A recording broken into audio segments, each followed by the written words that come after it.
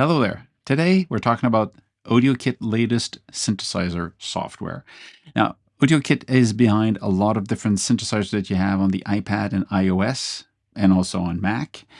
But what's interesting is that AudioKit has a code that people can freely use and start making their own synthesizer or audio devices with that. So if you're interested in that, you have to check AudioKit and AudioKit Pro to just start your own stuff. But if you say like me, I just want to play it, then that's what you have. You have Viral T2X.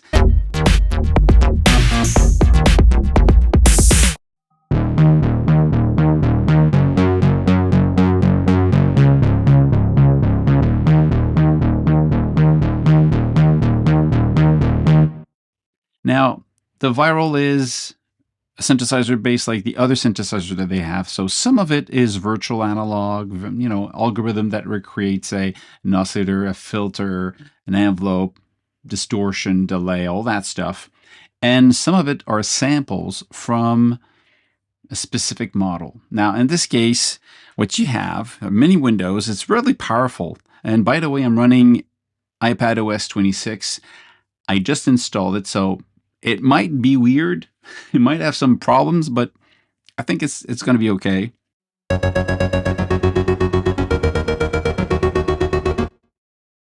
So what you have here, you have the different windows. So just let's do a quick tour about different windows first. So first you get the syn window for the synthesizer, I guess. You have the volume, main, heat, which is a distortion. You have the visual information of the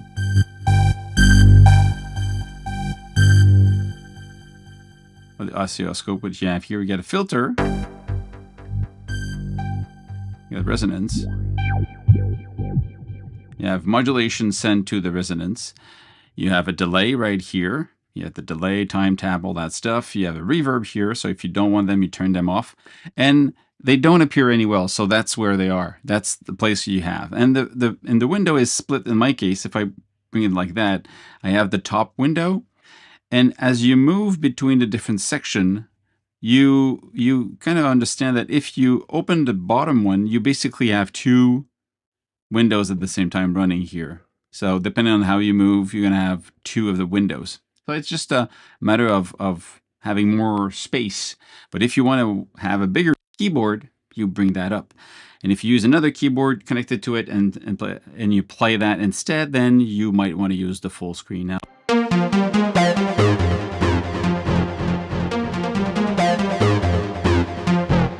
Everything that you see in all the AudioKit software that you have today, they all take the same approach and they all use the same logic. Like basically the filter, the delay, and the reverb mostly are the same. The logic is the same. When you go into oscillator section, you see that at the top here, you've got two oscillators. Basically, you've got two ways to use the oscillators. First, you either click here on the side, and if you turn this off, now you've got virtual analog recreation of analog circuitry. So sine wave, triangular, square, sawtooth, and pulse. And then you've got, it's like this one, you can change the pulse width and all that stuff. So if you want to have traditional analog subtractive synthesizer, you use these two like that, and then you go use the filter, and you have the synthesizer. But that part exists in almost the same way in all of the AudioKit synthesizer. So you can always go back into that and create your raw synthesizer with that. But what it brings when you use these different versions is that there is a list of samples that they did take, in this case from the virus, I'm guessing, because it's called Viral. And there's different model, different memory that they sample, the T2X. So basically you click on these and what you get is a sound. I'm going to turn off everything else. New preset and click close this. So, okay. So if I go back to oscillator and I click this and I listen to just, because you have these two, so you can listen just to one, and then, and as you bring them in, and there's a lot of them, so you hear the attack tong tong at the beginning. Well, that movement, it's a movement in the modulation of FM in this case. You don't have any control over that. It's a sample, so it's part of the sound. That's it, you know. If you go further,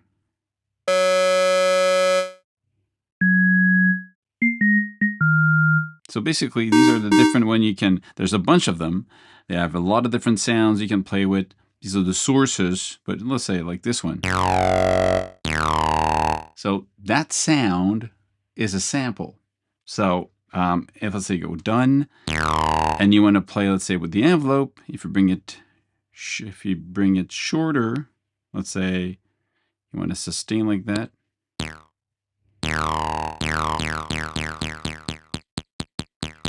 That's the envelope for the sound. You hear that it's closing. And if you close this here,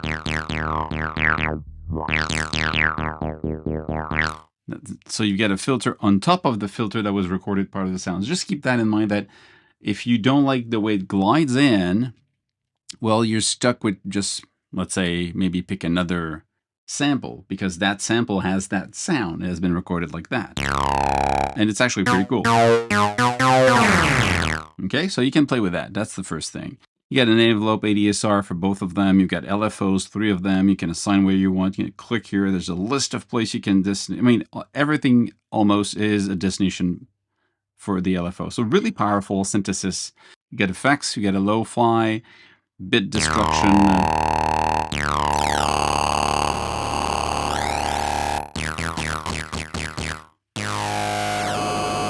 That's pretty cool, nasty sound. You got a phaser, you got a monoglide, you got FM drop. So every time you turn this on, so FM, so frequency modulation drop. So pretty cool. You got autopan, depth of the autopan, tremolo, depth of the tremolo, chorus, the depth of it. So a lot of controls. You basically have 5 different windows to play with all the control that you expect out of a synthesizer. Then you've got the sequencer, which is kind of weird and fun. And that's, I think, where this, outside of the fact that you have access to these sound, and if you like the sound, you're going to be happy. But the way the sequencer and the trance gate works, it's pretty awesome. It's kind of different than what you usually see. Now, if I activate the trance gate, so you hear that's the movement is quite obvious. Now, what you have here is just a gate turning off and on. I can say I just want to have it on oscillator 1. I don't have it on 2. I can go back into oscillator and listen to the 2.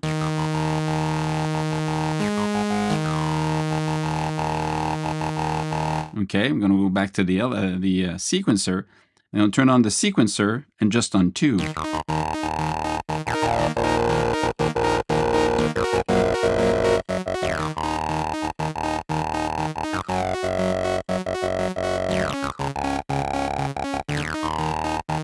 So you can have 2 rhythm happening here. The gate on 1 and the sequencer on 2, or you can mix and match that. You can say the gates can also use the sub because I want to have more bass, and the sequencer no sub, so you're just gonna have. So really just a way of how you want to play all of this. So it's actually pretty fun because it gives you rhythms that are, you know, right away you can play with, and this part is it's a cool thing.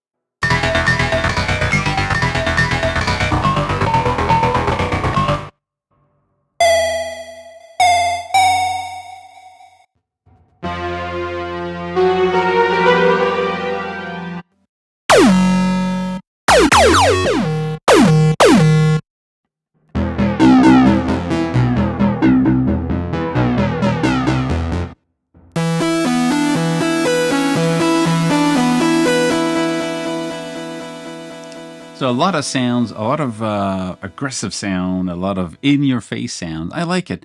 And a lot of movement with the ARP and the sequencer that can control two different things. So virus sound, sampled, great choices of sources you can play with, and still a full synthesizer to play with.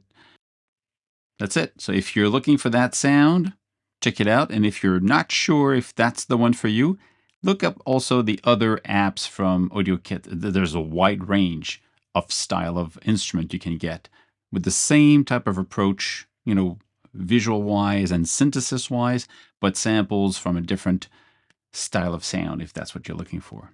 That's it. Stay safe, make more music, and see you soon. Cheers.